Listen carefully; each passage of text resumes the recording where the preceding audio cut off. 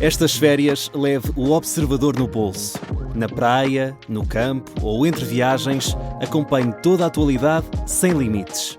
Assine com 40€ de desconto e habilite-se a ganhar uma estadia de 2 noites num dos hotéis boutique da Small Portuguese Hotels. Este verão, desligue da rotina, não da informação. Assine em observador.pt.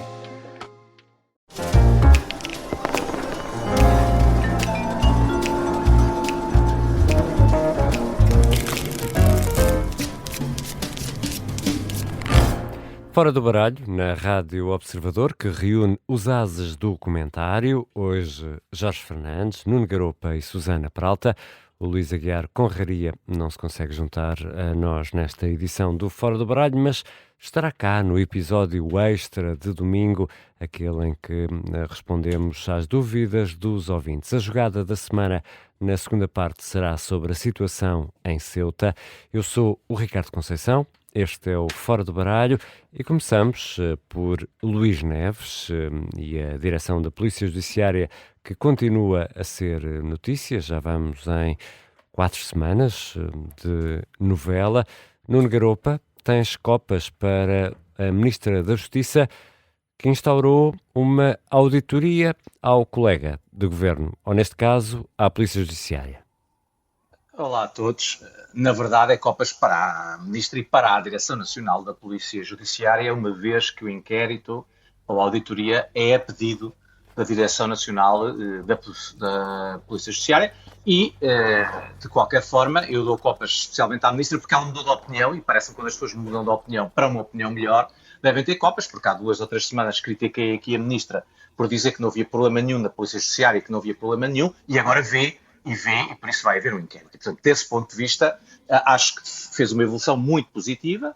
Deixa-me só dizer aqui que tenho ouvido muita gente dizer que isto é inédito. Não é, porque obviamente no Crato também houve um inquérito ao Ministro Relvas sobre a questão dos seus diplomas no governo de Passos Coelho, e Crato obviamente acabou por forçar a admissão de Miguel Relvas nesse governo. Portanto, não é inédito que haja um ministro a investigar outro ministro. Agora, deixa-me dizer 2 coisas. Primeiro, parece-me que este inquérito, se apanhar desde 2018 a 2026, não é só a 2024, mas a 2026, parece-me que é muito importante, porque isto já não é só Luís Neves, não é? Quer dizer, nós temos o ex-diretor nacional a dizer que há uma série de coisas que o Luís Neves disse sobre o estado em que encontrou a Polícia Judiciária em 2018 que não correspondem à verdade e, portanto, tem que ser apurado se é ou não é verdade o estado da Polícia Judiciária em 2018. Depois, como vocês também acabaram de noticiar, há agora alegações sobre o diretor financeiro da Polícia Judiciária, que está metido numa alegada embrulhada que ele próprio nega. Portanto, isso tem que ser apurado. É ou não é realmente verdade que tudo isso foi inventado pelo nascer do sol e não tem nenhum fundamento? E depois temos notícias que também foram capa de jornal do que o próprio atual diretor nacional cumpriu as suas obrigações declarativas fora do prazo. Isso também tem que ser apurado. Portanto, eu acho muito bem que tudo seja de uma vez por todas apurado para saber não só o mandato de Luís Neves, mas o que é que acontece com a atual Direção Nacional da Polícia Judiciária. A última coisa que eu queria dizer é que não parece, ao contrário do que já há comentadores a saltar, de que isto impede a CPI. Porque os inquéritos que estão a decorrer no Ministério Público, no Tribunal de Contas e agora no Governo, não são políticos. São inquéritos sobre irregularidades, eventuais ilegalidades e possíveis crimes. Não vão fazer julgamentos políticos do Luís Neves. E, portanto, eu acho que isso não retira espaço a um julgamento político numa Comissão Parlamentar de Inquérito na Assembleia da República. E hoje, nesta sexta-feira, Nuno, houve aqui também uma mudança no Partido Socialista, que, no fundo, vai abrir a porta à admissão de Luís Neves. Houve aqui um endurecer do posicionamento do Partido Socialista, que tem estado muito sereno durante todas estas semanas. É verdade, eu acho que isso corresponde também a 2 problemas que o Partido Socialista tem. Primeiro, parece até agora, até esta mudança de posição, que na verdade o que acontecia é que tínhamos um governo da AD que por acaso tinha um ministro do PS e portanto o PS fazia uma defesa do ministro que a próprios apoiantes da AD e comentadores da AD já deixaram de fazer há muito tempo. Outra coisa é o próprio governo, mas muitos dos comentadores da AD e situados à direita há muito tempo que largaram Luís Neves e que diziam que Luís Neves não tem condições. E depois há uma questão que é alguma direita, aqui o Chega, o próprio Miguel Morgado, no seu espaço de comentário, voltou a falar disso, que é a questão do papel da Polícia Judiciária na Operação Influencer. Porque é que a Polícia Judiciária foi excluída da Operação Influencer. Isso levanta questões de segredo de justiça, levanta questões muito graves, mas isso, obviamente, levanta questões ao Partido Socialista que não vão ser fáceis de gerir numa comissão parlamentar de inquérito. E o facto dos exames também estarem aparentemente a correr bem também retira terreno ao Partido Socialista para criticar um outro ministro, neste caso o Ministro da Educação. Da Educação, é verdade. Mas, surpreendentemente, o Partido Socialista, se reparares, não criticou o Pinto Luz, que também tem um inquérito. Repara, o PS aqui anda um bocado desnorteado, porque quis tanto focar em Fernando Alexandre para retirar Luís Neves do foco mediático, que se esqueceu que houve aqui um zoom sobre Pinto Luz aqui há 2 semanas, que o PS não soube aproveitar e que, surpreendentemente, o Chega também não aproveitou muito. Portanto, vamos ver se isso também vem outra vez acima, agora que se reposicionam os diferentes partidos, não é? Vamos agora saber que naipe tem a Susana Peralta. Susana, tu queres ir aos dados do desemprego, com que naipe? Então, o meu naipe para a nossa economia portuguesa é um naipe de ouros, pelo seu dinheirinho. desempenho nos últimos anos, quer dizer, é evidente, sempre aqui fazer aquele momento de disclaimer. Claro que a nossa economia podia sempre estar melhor, podia ter salários mais altos e há muita coisa que ainda é preciso, há muitos aspectos nos quais é ainda necessário que a nossa economia melhore, mas de facto os dados que nós temos do emprego que saíram agora esta semana e portanto que o INE publicou e que se referem ao primeiro trimestre de 2026, ou seja, o período entre janeiro e março, e que já são, por isso, dados, peço desculpa, do segundo trimestre de 2026, ou seja, de abril, maio e junho, portanto, são dados aqui já do final da primeira metade do ano de 2026.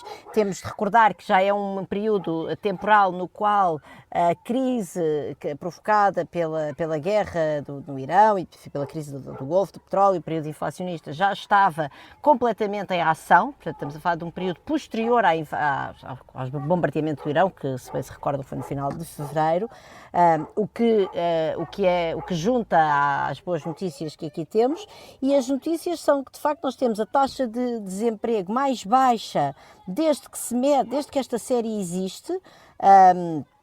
Temos um aumento do emprego, que é substancial, e depois, quando nós vamos ver as contribuições, ou seja, que tipo de emprego, no fundo, é que está a ser criado, não é? Portanto, quando nós olhamos para o destaque do INE, vamos ver quais é que são os grupos etários, os tipos de contrato de trabalho que mais contribuem para a criação de emprego neste período do segundo trimestre de 2026. Nós vemos não só que o grupo dos 25 aos 34 anos tem um contributo bastante positivo, o que é bom, quer dizer que a nossa economia está a gerar emprego também para os jovens, o que durante muito tempo foi um grande desafio. Vemos também que o grupo, em termos de nível de educação, que mais emprego gera são as pessoas com ensino superior, o que também mostra que a nossa economia contraria também um bocadinho aquela narrativa de que nós temos uma economia que só gera emprego com salários baixos e de má qualidade. O que, repara, isto são sempre efeitos, aqui eu estou a falar do efeito de fluxo, ou seja, o que é que causou esta variação positiva no nosso mercado do emprego. Claro que isto não quer dizer que agora, de repente, a maioria dos nossos empregos sejam para pessoas do ensino superior. Isso, aliás, não faria sentido nenhum, nem sei se há alguma economia do mundo que assim seja, mas seja como for, é uma boa notícia.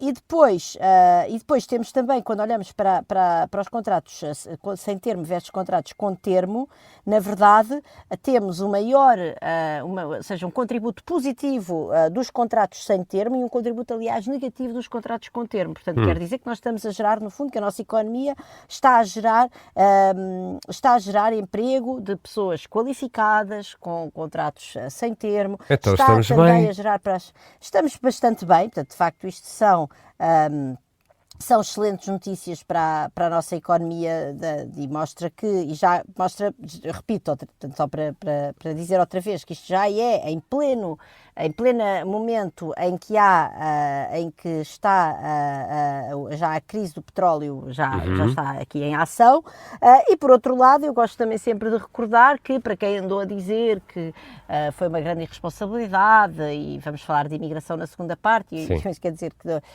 deixámos entrar uma avalanche de imigrantes e que fomos invadidos por imigrantes e não sei o quê, quer dizer, o nosso mercado do trabalho absorveu essas pessoas vieram para cá porque tinham oportunidades de emprego, e o nosso mercado de trabalho e nossa economia, e estes números vêm mais uma vez demonstrar, mesmo já em período inflacionista, em período de contração devido à situação da guerra no Golfo Pérsico, a nossa economia tem capacidade para absorver estas pessoas e o nosso mercado do trabalho precisa delas. Pronto, isso é muito importante. Deixa-me só aqui, eu tinha aqui os números que são importantes. Eu acho que houve, por isso, no segundo trimestre de 2026, há 5 milhões, vou arredondar, 5 milhões e 400 mil pessoas empregadas, e isto é um aumento de 100 mil em relação ao trimestre anterior, é uma criação de emprego de 100 mil, são bastantes empregos, e de 150 mil relativamente ao trimestre homólogo de 2025. E, portanto, aqui ficam os meus ouros para a economia portuguesa, também acho que é bom, então, de vez em quando termos boas notícias. Susana, senta-te lá bem na cadeira para esta provocação que eu te vou fazer. Sentada. Então, isto está tudo espetacular. Queixas-te de quê? Não, vamos lá ver outra vez, isto é importante, ou seja, a taxa de emprego e a taxa de desemprego num determinado momento dá-nos aquilo que o estado em que a nossa economia está nesse preciso momento, e portanto, de facto, nós neste momento temos muito emprego e pouco desemprego. Por outro lado, aqueles dados que eu dei relativamente às pessoas mais ou menos qualificadas, aos grupos etários, aos contratos sem termo, etc., isso é a explicação do fluxo, ou seja, dentro do aumento da variação do emprego, que foi positiva naquele segundo trimestre, quais é que foram os grupos sociodemográficos e o tipo de contratos que mais contribuíram para esse aumento. E, portanto, aí temos uma situação quer dizer que aquilo que tem vindo a ser criado em termos de mercado de trabalho nos últimos, em todo o caso, neste último trimestre que temos agora aqui em mãos, que é o segundo trimestre de 2026, dá uma perspectiva bastante positiva deste mercado de trabalho. Agora, claro que isso não quer dizer que a generalidade dos nossos empregos sejam ou empregos qualificados ou contratos, enfim, a generalidade são até contratos sem termo, mas quer dizer que não continuemos a ter um problema de precariedade nos jovens, claro que não, até porque, repara, eu também não te dei aqui os números cruzados, até porque para isso eu tinha que ir analisar o inquérito ao emprego. Esta publicação do INE não me permite fazer isso sem olhar para os microdados. E agora estás de férias? Exemplo, está bem. Não e agora estou de férias, ainda por cima. Estou dentro de um carro, num sítio um bocado remoto, mas com boa rede. Mas repara, nós estamos aqui a dizer, bom, gerámos contratos sem termo, isso é bom, mas será que, por exemplo, e também temos uma variação positiva no emprego dos jovens, isso também é bom. Mas será que os jovens têm uma maior prevalência de contratos sem termo ou com termo? Não sei. Portanto, muitas vezes depois aqui há nuances que podem esconder esta perspectiva positiva. Agora, nós também sabemos que temos tido um aumento das exportações, um aumento do peso das exportações na economia, temos tido um aumento do salário médio acima da inflação, portanto, há aqui Vamos procurar respostas para essas perguntas mais à frente, Susana, no tempo, até para não te perturbar agora as férias, estar a fazer contas. Não, eu não ia agora analisar os microdados do inquérito técnico, vou guardar isso para o mês que vem. Vamos ao naipe do Jorge Fernandes, que tem espadas para a Universidade de Cambridge. Vou aqui tentar enquadrar o tema do Jorge, na sequência do caso do professor Jason Arday, penso que é assim que se pronuncia, que em 2023 se tornou o professor negro mais jovem na história da Universidade de Cambridge. Ora, Arday, agora suspeito de plágio, demitiu-se e diz-se vítima de uma campanha orquestrada e com motivações raciais. Jorge, as tuas espadas vão para quem? Olá, Ricardo, olá a todos. Bem, as minhas espadas vão para a Universidade de Cambridge, especificamente, mas mais genericamente, as espadas vão para o ambiente académico que permitiu, ao longo dos últimos anos, que muitas destas coisas acontecessem. E é evidente que Jason Arday está a usar a cartada da raça para dizer que está a ser alvo de um ataque orquestrado por parte de, não sabemos muito bem de quem, mas ele saberá certamente, mas eu tenho uma novidade para ele, é que provavelmente, ou quase certeza absoluta, ele não estaria onde está, nem nunca teria chegado a professor em Cambridge, se não fosse precisamente a raça, porque foi única e exclusivamente através das políticas que, a dada altura, tomaram conta de uma espécie de um paroxismo mais ou menos louco da academia, especialmente nas ciências sociais, que certas coisas como o mérito, a fiscalização, olhar para as coisas com o mínimo de atenção, simplesmente foram postas de lado porque a ordem era clara, era preciso contratar mulheres, minorias, etc, etc. Nisto aqui, eu sou bastante contundente, eu não costumo ser nada a favor de Trump, nem das posições dele, mas acho que nesta matéria, no que diz respeito às universidades, atenção, acho que tem absoluta razão. Claro que ele digamos, o que motiva Trump e a sua coligação a dizer isto não é o que motiva a mim, mas o resultado final é o mesmo. O ponto aqui não pode ser ao nível da universidade em contratações académicas o motivo de contratação alguém ser negro, alguém ser mulher. Não é possível isto. É evidente que estas pessoas muitas vezes sofrem discriminações e têm problemas ao longo da vida, mas certamente que deverá haver políticas públicas que possam apoiar estas pessoas, mas não é quando se chega, no fundo, ao fim da linha da contratação de um académico, mas é certamente ao longo portanto, quando as pessoas, por exemplo, estão a crescer, são jovens, estão a ir para a universidade como estudantes, etc. Muito rapidamente, para ir sobre este caso da Arday, isto está a causar bastante polémica internacional. Bem, basicamente aqui toda a persona dele são mentiras atrás de mentiras. Ele vendeu a Cambridge que tinha tido posições de visitante que nunca existiram. As universidades onde ele reclamava que tinha sido visitante negaram já que alguma vez o tivesse sentido como visitante. Tem vastíssimos problemas, a tese dele, doutoramento, tem vastíssimos problemas de plágio, existem muitos problemas de integridade de alguma da sua investigação empírica. Depois há uma série de mentiras, a história de correr 600 milhas em 6 dias. Portanto, as mentiras são umas atrás das outras. E o interessante disto é que em 2025 o Times of Higher Education começou a escrever sobre isto, e o que ele fez imediatamente foi arranjar uma firma de advogados de Londres que foi para cima do jornalista, conseguiu impedir legalmente que as notícias saíssem, mas agora a quantidade de evidência era de tal maneira avassaladora que não teve outra maneira a não ser naturalmente demitir-se, quer dizer, porque de facto, como se costuma dizer, contra factos não há argumentos. E portanto é bom que estes casos comecem a ser desmascarados, e é bom que estas fraudes académicas sejam desmascaradas, e é tempo das universidades, e por isso é que eu dei espadas a Cambridge.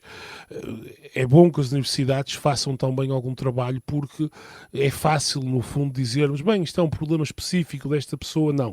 Houve um problema sistémico ao longo dos últimos 10, 15 anos de contratações em barda, especialmente nos Estados Unidos e no Reino Unido, muitas vezes baseadas em critérios que não eram critérios sérios, simplesmente, e agora, claro, está a haver um backlash fortíssimo, que provavelmente vai prejudicar estas pessoas de um modo que também é injusto para elas.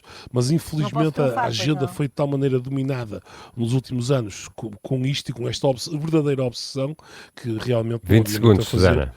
E portanto, neste caso, Arday teve que se demitir. Certo, e a Arday ainda bem que se demitiu, e é uma fraude completa, e ainda bem que Cambridge fez este trabalho. Agora, isto não vem apenas das políticas de inclusão. Há muita gente, muitos académicos, brancos, homens, heterossexuais e tudo aquilo que nós quisermos da norma, que foram contratados de acordo com os estándares supostamente de grande nível que havia antes das políticas de inclusão, e que nos ofereceram fraudes absolutamente monumentais. Ficam dadas todos os naipes nesta primeira parte do Fora do Baralho. Já vamos voltar com a jogada da semana na segunda parte, que será sobre a situação em Ceuta. Fica também o desafio aos ouvintes para partilharem pensamentos ou perguntas para o episódio extra de domingo. Este domingo será o Luís Aguiar Conraria a responder. É muito fácil, basta enviar um e-mail para foradobaralho@observador.pt.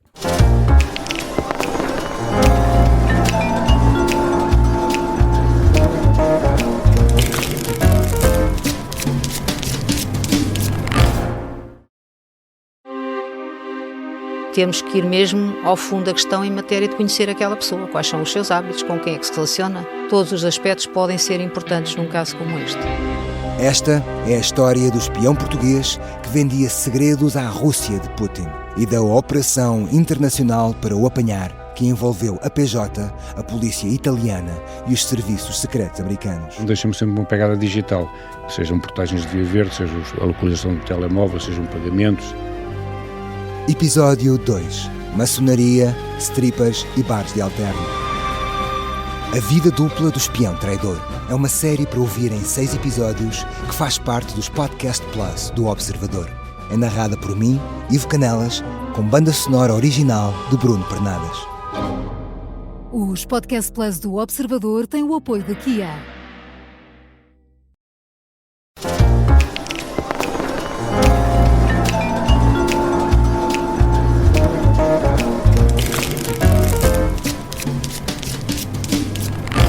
Segunda parte do Fora do Baralho, com o Jorge Fernandes, a Susana Peralta e o Nuno Garopa. Esta semana não contamos com o Luís Aguiar Conraria, pelo menos nesta edição. Entrará na edição de domingo, em que respondemos às dúvidas dos ouvintes. Eu sou o Ricardo Conceição e na jogada da semana, destaque para Ceuta. Nuno Garopa, estamos aqui perante algo que se pode repetir na Europa num futuro muito próximo? Não, repara, repetir pode repetir. Agora, nós temos que ter em conta, eu penso aqui, que há duas dimensões deste problema, na minha opinião, duas análises na questão de Ceuta. Uma é a questão espanhola, outra é a questão europeia. Na questão espanhola, eu penso que o grande problema que nós tivemos é que isto apanhou Espanha num calendário eleitoral complicado e, portanto, as duas partes, quer dizer, os apoiantes de Sánchez e a oposição a Sánchez, exageraram e criaram narrativas de teorias de conspiração para mobilizar e aproveitar esta onda em termos eleitorais. E isto cria um problema, não só no apuramento daquilo que são os factos, não é? Repara, ambos os lados contam teorias de conspiração. De um lado é Sánchez, é um referente moral contra o Trump e Israel e Netanyahu, e isto foi tudo criado por Trump e Israel. E do outro lado é a regularização e a política imigratória de Sánchez que criaram isto. Ora, isto é a quinta vez que aconteceu nos últimos 20 anos. Nenhum dos lados consegue explicar o que é que isto tem a ver com as últimas 4 vezes. É verdade que esta vez foram 70 mil, das outras vezes eram 10 mil, eram 8 mil, eram 5 mil, mas desde 2006, em Ceuta e Melilla, isto já aconteceu 5 vezes. Nenhum dos dois partes quer pôr em questão Marrocos. Marrocos tem uma política agressiva com Espanha por questões, evidentemente, pós-coloniais, e de recuperar Ceuta e Melilla e outros ilhéus que existem. Ora bem, isto afeta também neste momento, repara, a distribuição dos 1.200 imigrantes que ainda lá estão, não é? Que as regiões autónomas do PP não querem, o PSOE não tem regiões autónomas suficientes para absorver os 1.200 imigrantes e Ceuta também não tem condições de absorver aquelas 1.200 autónomas. Portanto, a questão em Espanha neste momento há teorias de conspiração. Está tudo mobilizado eleitoralmente, não se consegue perceber exatamente o que aconteceu e exatamente qual é o papel aqui de Marrocos e qual é o papel aqui de outros atores nesta matéria, na minha opinião. Depois há um nível europeu, porque a nível europeu o argumento foi a Espanha foi maltratada porque houve falta de solidariedade. E houve, obviamente, falta de solidariedade. A Carta da União Europeia dos 22 governos, obviamente, é falta de solidariedade com a Espanha. Mas é que Espanha faltou à solidariedade com a União Europeia, porque a Espanha decidiu regularizar os seus imigrantes contra a opinião da Europeia, contra vários países da Europeia e sem consultar as instituições europeias. Portanto, a Espanha quebrou solidariedade nesta matéria e agora, obviamente, a União Europeia, aqueles 22 governos, quebraram solidariedade com a Espanha. Portanto, estar aqui a apontar dedos e dizer que o pé de um lado e do outro. Depois, deixa-me só dizer, um último argumento que eu tenho ouvido muito, é que os 22 governos que fizeram isto estão prisioneiros da extrema-direita. Se eles estão prisioneiros da extrema-direita, é a democracia a funcionar, porque esses 22 governos respondem a 22 opiniões públicas. Se as opiniões públicas desses países são muitíssimo negativas sobre a imigração, isso é a opinião pública democrática desses países. Porque a União Europeia está dividida sobre este tema. Está. Mas não está dividida ao meio. É que a esquerda é 1/3 e a direita são 2/3, como em Portugal. E, portanto, a esquerda deve lutar pelo que acredita, deve lutar pela versão que acredita, o Sánchez deve lutar pela versão que acredita, mas o que não pode dizer é que os outros 2/3 são antidemocráticos, são moralmente inferiores e que deviam estar todos a fazer o que a Espanha quer. Isso é que não pode ser. E, portanto, eu parece-me que aqui, ao nível europeu, temos um problema claro de interpretar em que estado é que está a opinião pública europeia. Achas que é esse problema, Susana? Quer dizer, por onde é que eu hei de pegar aqui? Eu não percebo muito bem o que é que... em que é que a regularização dos imigrantes que Sánchez fez é uma falta de solidariedade com a União Europeia. Uma coisa é os outros governos europeus, ou alguns governos europeus, não estarem de acordo, e é verdade que nós temos ou seja, temos Schengen, eu sou perfeitamente sensível a isso, e temos liberdade de circulação.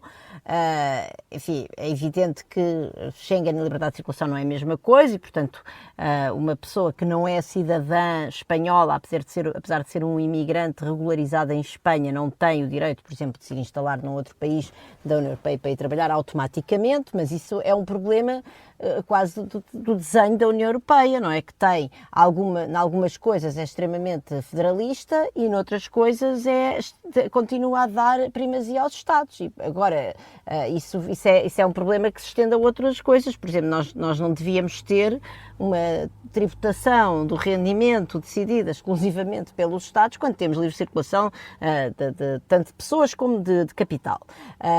Mas, seja como for, a Espanha, de facto, enfim, o Sánchez fez aquela regularização de imigrantes, eram pessoas que estavam lá a trabalhar, portanto, são pessoas que estavam a participar na economia espanhola, aliás, que tem também um desempenho muito bom, recente, tal como a portuguesa. Isto remete um bocadinho até para o meu naipe da primeira parte, e o que o Nuno está a dizer é quase que esta invasão, eu percebo que há as teorias das duas partes e tal, mas que esta chegada massiva de 70 mil pessoas em poucas horas ao território se prende com essa regularização. Quer dizer, a mim não me passa pela cabeça, e até para que pessoas como nós aqui todos, acho eu, o Nuno também, leu a literatura económica até que explica os fenómenos migratórios e até explica as decisões individuais das pessoas no momento de fazer darem esse passo, de irem à procura de uma vida num país mais rico, que de repente tenha circulado uma novidade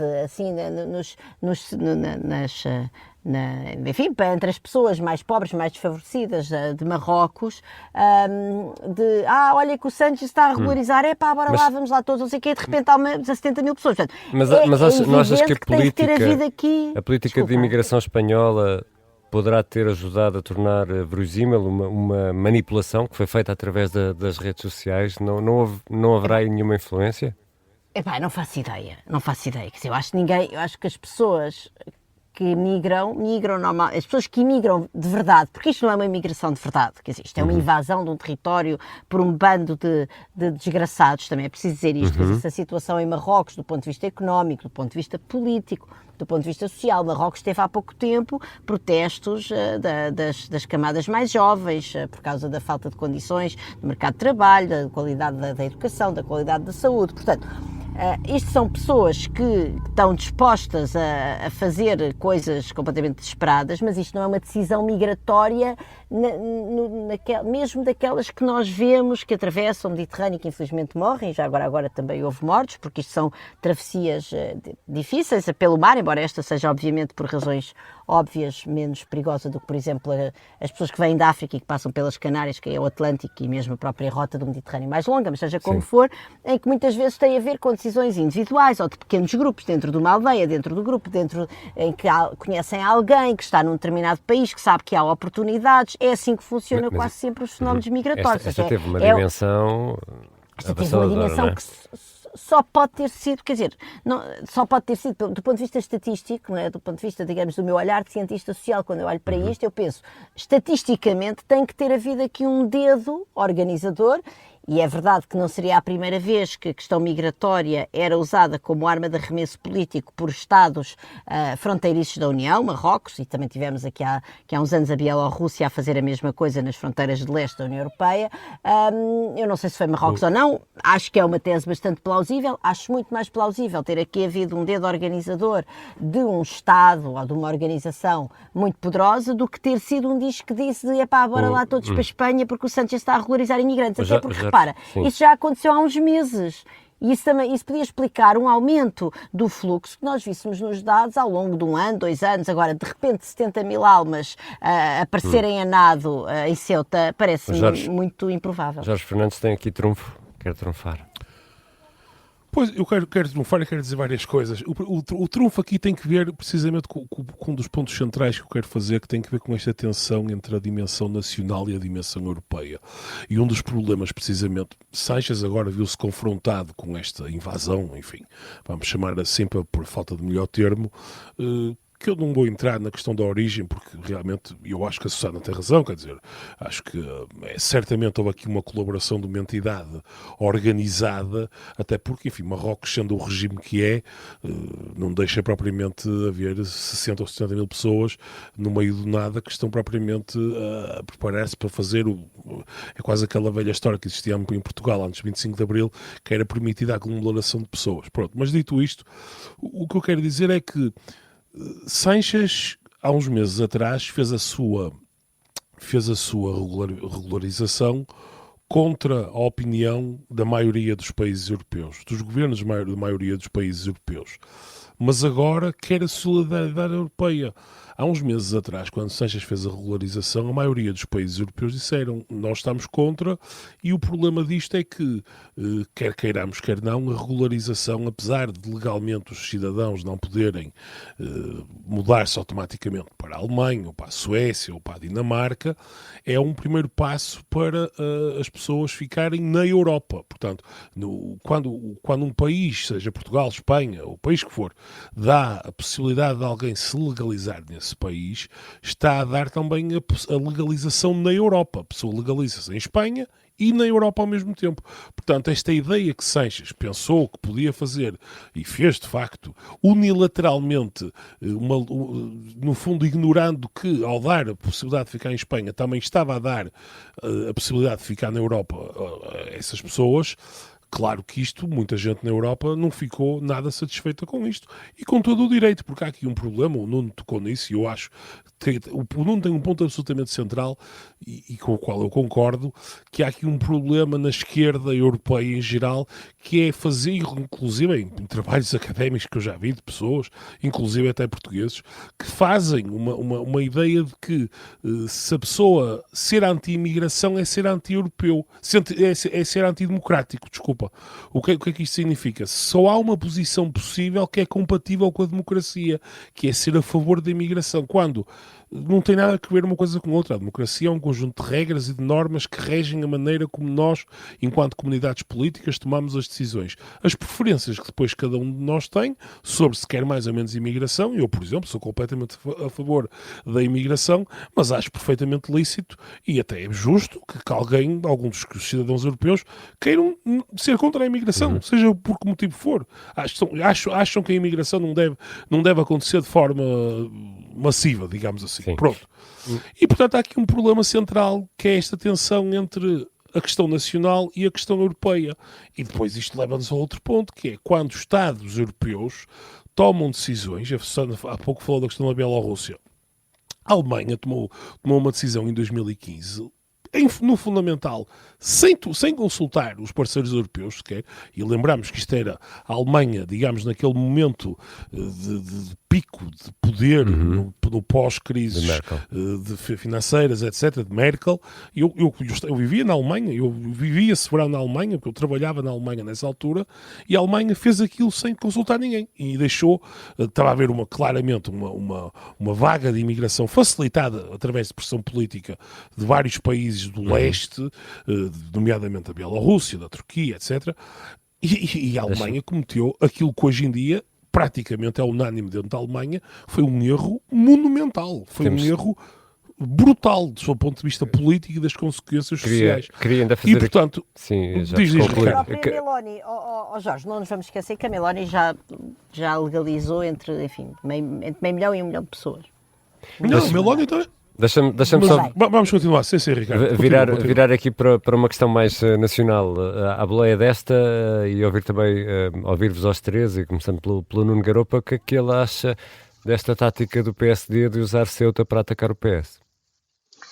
Eu penso que o PSD, nesta matéria, tem a posição que tem tido, que é entre o Chega, que é o partido anti-imigração, e o PS, que é o partido mais tolerante à imigração, a esquerda em geral. O PSD, nesta legislatura e na anterior, desde 2024, com Luís Montenegro, tem feito a espargata entre estas duas posições e continua a fazer a espargata entre estas duas posições. Repara, não foi só isso. O Luís Montenegro conseguiu passar a mensagem de que não assinava a Carta dos 22, mas ao mesmo tempo partilhava dos argumentos dos 22 e estava de acordo que Sánchez não devia ter exagerado na dose na regularização. Portanto, ele conseguiu estar dos dois lados. E, portanto, isto eu acho que reflete apenas a estratégia da AD há muito tempo nesta matéria, que é uma no cravo, outra na ferradura. Nós somos a favor e contra, depende, enfim, se estamos mais para o Chega ou mais para o PS. Agora, eu acho que isto em Portugal não tem grande receita eleitoral. A diferença aqui com a Espanha, como a Susana e o Jorge estavam a dizer, é que isto é um tema em Espanha e vai ser um tema eleitoral. E é por isso, como eu estava a dizer, que, repara, ao contrário, eu sou menos tímido que a Susana e que o Jorge, eu acho que o reino de Marrocos está por trás disto, porque já fez isto 4 vezes, e, portanto, estas 80 mil pessoas, desta vez, foram novamente incentivadas pelo reino de Marrocos a fazer isto, só que isto não é narrativa nem do PP, nem do PSOE, porque não interessa ao PP dizer que é Marrocos, que é a regularização do Sánchez, não interessa dizer ao PSOE que é Marrocos, porque é o governo, e então temos de ter um conflito com Marrocos. E, portanto, nós estamos aqui prisioneiros de um calendário eleitoral espanhol, no caso português. Eu penso que como não estamos ainda em calendário eleitoral, estamos a fazer mais do mesmo de sempre. Susana, também sobre este ponto do PSD ter usado Ceuta para atacar o PS. Quer dizer, acho isto perfeitamente miserável, não? Acho que é só mais uma prova de que o PSD está perdido, a vida não lhe está a correr bem, tiveram a bronca dos exames nacionais e tem este caso do Luís Neves, que é obviamente bastante mais grave por várias razões, e portanto está aqui a usar isto como manobra de diversão, quer dizer, outra vez, a Carta dos 22 e etc, é que tudo isso, eu percebo que isto é o mesmo tema, o tema é imigração. Agora, de facto, a regularização do Sánchez não tem nada a ver com esta invasão, como disse o Jorge, à falta de melhor termo, porque é verdade que trata de seres humanos e trata sobretudo de seres humanos pobres e desgraçados, também vale sempre a pena chamar a atenção para isso, não teve nada a ver. E quer dizer, depois qualquer comparação com Portugal, para já nós não temos nenhum enclave que esteja a uma distância a nado, quer dizer, digamos, a Ilha da Fuseta não está suficientemente próxima das costas de Marrocos para de repente virem 70 mil pessoas a nado. Logo, isso é completamente impossível. Depois, como eu já disse, eu não acredito que um movimento desta dimensão não é causado por nenhuma alteração política, assim, mormente vários meses ou quase um ano depois dessa alteração política. Isso não acontece, não é assim que funcionam as redes migratórias.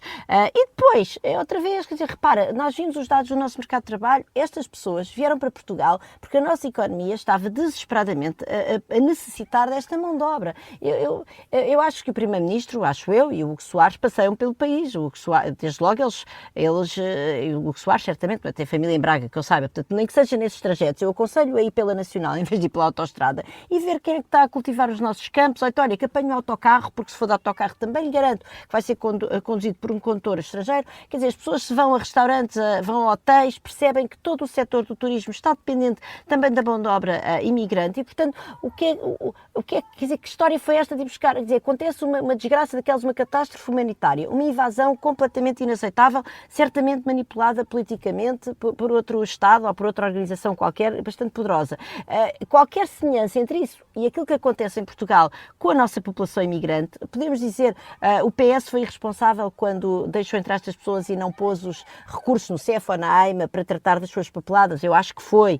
Devia ou não devia ter havido uma política mais cuidadosa do ponto de vista da mediação cultural para evitar um certo sentimento nas pessoas de estranheza, para evitar depois também a subida do Chega, e aí eu acho que o paralelo, por exemplo, com a Merkel e com a AfD é bastante interessante para o nosso caso. O PS fez coisas mal feitas com esta coisa da manifestação de interesses. Tudo menos a manifestação de interesses, porque ainda bem que estas pessoas vieram para cá, porque senão o nosso mercado do trabalho não estava como está, nem o nosso salário médio provavelmente estava a crescer ao ritmo a que está. Portanto, a comparação é absurda em si mesma, porque eu olho assim para Portugal e tal, eu até estou mais ou menos atenta, assino vários jornais e não sei o quê, até agora não vi assim nenhuma coisa que se assemelhasse com isto. Portanto, é pura demagogia e no fundo, é também usar a catástrofe humana como arma política. Se isto tivesse sido feito pelo Reino de Marrocos, então é ao mesmo nível do Reino de Marrocos, coloca o nosso governo nesse nível rasteirinho de populistas não democráticos. E Jorge, as redes sociais também podem passar por tudo isto como cão por vinha vindimada, quer dizer, tudo isto, toda esta informação manipulada foi disseminada pelas redes sociais e não há qualquer tipo de responsabilidade nisto? Temos um número Quanto de tempo é que dezenas temos, de mortos. Ricardo? Quantas horas é que temos para falar sobre isso? Temos aqui 3 minutos. Isso é uma pergunta muito difícil, mas quer dizer, é evidente que, vamos ver uma coisa, eu não sei, se nós realmente acreditarmos que foi o Reino de Marrocos que organizou isto, certamente terá utilizado vários mecanismos.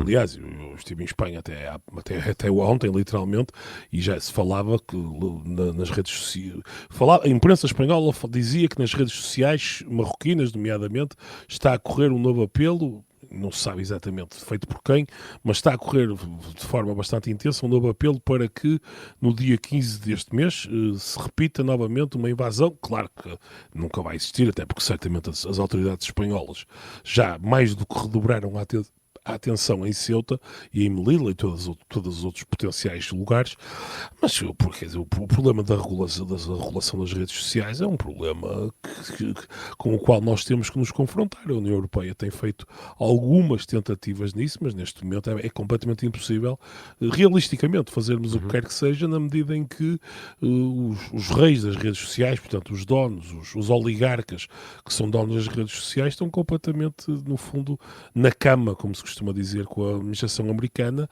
Aliás, há quem diga que eles precisavam da administração americana, eles perceberam que estávamos num momento de viragem das redes sociais em que as coisas iam chegar à fase em que teriam que ser regulamentadas, ou haveria necessidade de regulamentação, e foi um dos motivos que os levou, no fundo, a encostar-se a Trump, neste caso, mas enfim, porque precisam do poder do Estado americano, e Trump já várias vezes ameaçou a União Europeia, nomeadamente, que qualquer tipo de ação, por exemplo, de natureza regulatória, em relação, por exemplo, a coisas como o Facebook, o Instagram, qualquer uma destas redes sociais que são utilizadas, são americanas, mas são utilizadas fortemente na Europa, como em todo o mundo, e Trump já ameaçou que se houvesse algum tipo de ação regulatória relativamente às redes sociais e às coisas, às empresas destes oligarcas, que rapidamente os Estados Unidos utilizariam outro tipo de mecanismos, sanções, enfim, mecanismos de natureza vária, política, comercial, militar. Não estou a falar de guerra, mas estou a falar, por exemplo, na NATO, em que, portanto, a União Europeia está de mãos e pés atados neste momento. Porque... E, portanto, na verdade, há muito pouco que possa ser feito, e nós estamos realmente, só para terminar, levar-nos aqui numa pequena memória, todos nós somos adultos e grandes o suficiente para nos lembrarmos bem de 2011 e das primaveras árabes, quando as redes sociais iam espalhar a democracia e o bem por todo o mundo, iam permitir que os valores democráticos se espalhassem e que as pessoas se mobilizassem para derrubar regimes autoritários ou ditatoriais, e realmente estamos num mundo muito diferente do que desse mundo, e estamos num mundo em que precisamos de regular, e eu penso que daqui a 20 ou 30 anos vamos olhar para isto como olharmos, nomeadamente, por exemplo, para a questão do tabaco, e vamos dizer como é que demoramos tanto tempo a regular e a reagir perante isto. E esse momento chegará. E para a semana há mais Fora do Baralho, às sextas-feiras, na Rádio Observador, com repetições na manhã de sábado e também ao domingo na rádio. E ao domingo também temos o episódio extra em que respondemos às perguntas dos ouvintes. É muito fácil, basta enviar um e-mail para foradobaralho@observador.pt. Neste domingo será o Luís Aguiar Conraria a responder às perguntas dos ouvintes.